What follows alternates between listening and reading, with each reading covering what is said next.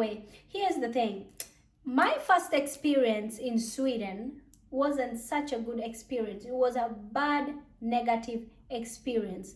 I experienced so bad things. Hello, YouTube. Oh my God, it's been a long time, I'm telling you.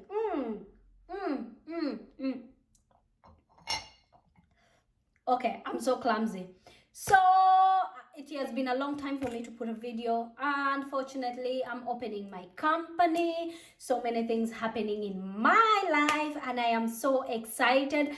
But last time I promised a lot of people that I'm gonna tell you about my life and my first experience in Sweden, because people don't understand why I made the video that I made and why I am so proud to be African. And others say, why don't I appreciate to be in a country lovely as this? Yes, I appreciate. If I didn't appreciate, I wouldn't be here. But anyway, I am so excited for this chat today, and I hope everybody has been doing good.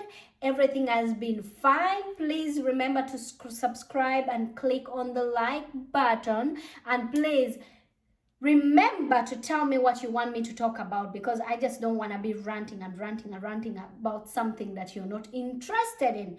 So first, we are going to talk about my first arrival and experience in Uganda.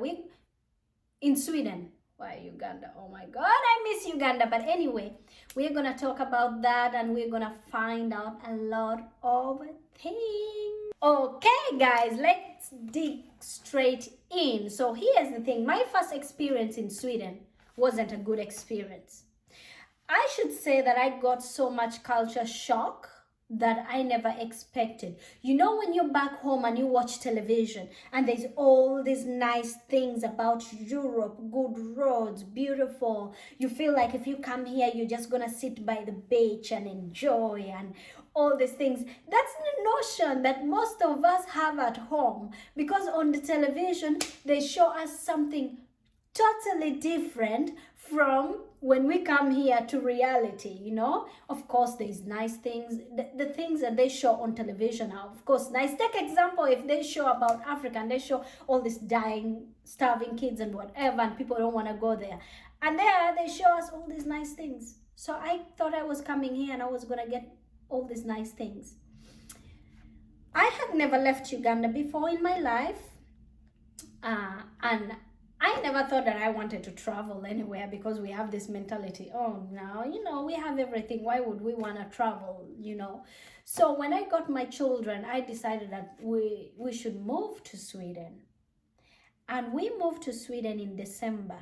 Remember, I'm a girl who has grown up all her life. The coldest was like 18 degrees. That's the coldest I've ever felt. And then you come from 18 degrees to -5 or 20 or whatever. That year the winter was so cold. When I reached Copenhagen airport, I swear to God that like this was my exact feel. I didn't want to get out of the plane. Everything was gloomy. I have never seen something like that before. I was so used to so much green, so much happiness, so much light. And then I came to this place. When I just looked out of the plane, I said, we arrived. No, I didn't want to get out. I wanted to go back. When we came down out of the plane, everything was cold. Everything was gloomy. We were driving. You know this thing they say on the Bible that in heaven and hell, okay? I know I shouldn't compare it like that, but that's how I felt. I'm like, geez, I'm in the real hell where everything is gloomy. The houses all looked the same. They were not as the houses we had back home with so much style and big. It was just so much stuff. I'm like, okay, I have an 8-month-old, I have a 1.5-year-old. Now I'm here.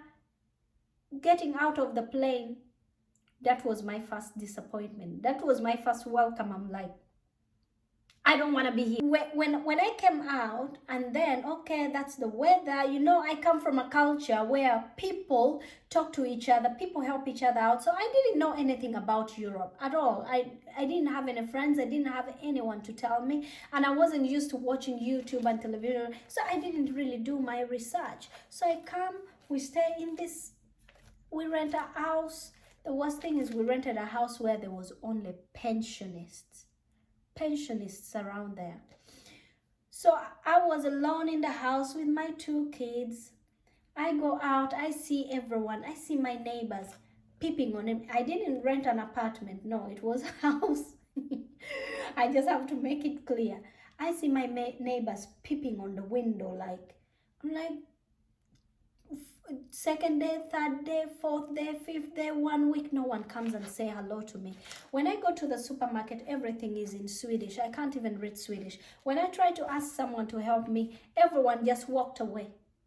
Nobody wanted to say hello. If I tried to say hello, nobody said hello back. I'm like, do I have something wrong on me? Did I do something wrong? I started getting angry. Like, why isn't these people saying hello to me? What is that? So I let that pass. So looking at my neighbors, every time I came home, they peeped through the window. See? So I decided, I said to myself, I said, wait a minute. Maybe in this culture, I have to go and introduce myself. So I decided one day in the evening, said, I'm going to go introduce myself to my neighbors, because I waited 1.5 weeks. They just look at me through the window. So I am going to go introduce myself. So I go knock on the first door. The guy opened. By the time I was saying hello and this, shut the door on my face. I'm like, you know the way we are taught in Africa, like you give 2-3 chances before you make a conclusion. I'm like, okay, that one, let's leave that one. Let's go to the next house. The next house, they actually saw me coming. They saw me there, they saw me coming. I went, I stood on that door. I knocked for 5 minutes. Nobody opened. I'm like, okay, maybe they don't want to open, but let me go to the third house. The third house, I knocked. The old lady opened. She almost got a heart attack. She was so scared. She locked the door before I could even say hello. I went back home. I was sad. I was crying. I'm like, first of all, the weather is so bad. Second of all, nobody is saying hello to me.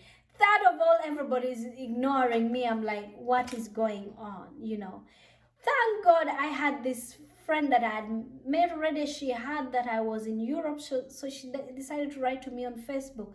So I said, oh, there's this girl, she lives in Denmark. Let me try to do what? To just ask her. So I write to her, I call, I say, you know, I am very sad. She's like, why are you sad? I say, I went to this house. I tried to knock to introduce myself, and they shut the door on my face. She said, oh, what did you do? You can't do that here. I'm like, I can't do that. I can't even go ask for salt. Say, no, they would call the police on you. You're lucky they didn't call the police on you. I said, they would call the police on me for me knocking on the door and just saying, hello. That is crazy. She's like, yeah, never do that again. People here, it's not like that. It's not like back home. You can't say hello. You can't go knock on people's doors. I'm like, okay, this is the real hell. This is the real hell that they talked about in the Bible. How can you go to a place where you can't even say hello, where you can't even greet your neighbor, where you can't even interact? I started being lonely. I was crying every single day. I wanted to go back home. I felt like I wasn't wanted. I felt left out. I felt humiliated. I felt, you know, when you come from a big family, we come from a community where everyone is happy with each other. Everyone is helping each other out. I sat there with my 2 children. I said, okay, now I don't have any family member here. I don't have anything. I wanted to go back so bad. I wanted to leave. There's my daughter, she's hiding. I wanted to leave, but of course I couldn't leave. I had an 8-month-old baby and I had to be here.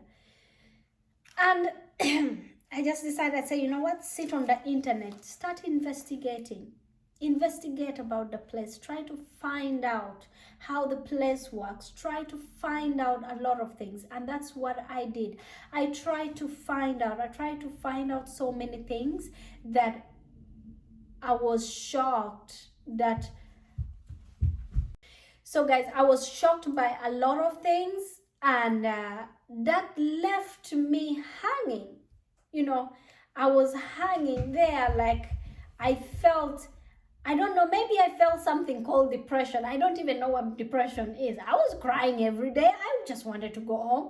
The first 1-2 years in Sweden was miserable. Like I had that miserable life. Like I was sad all the time. But anyway, wait for part 2. I'm gonna put the next video and telling you how I got out of that situation and being the woman that I am right now and being business oriented. Now I'm having my own company. Now I'm happy.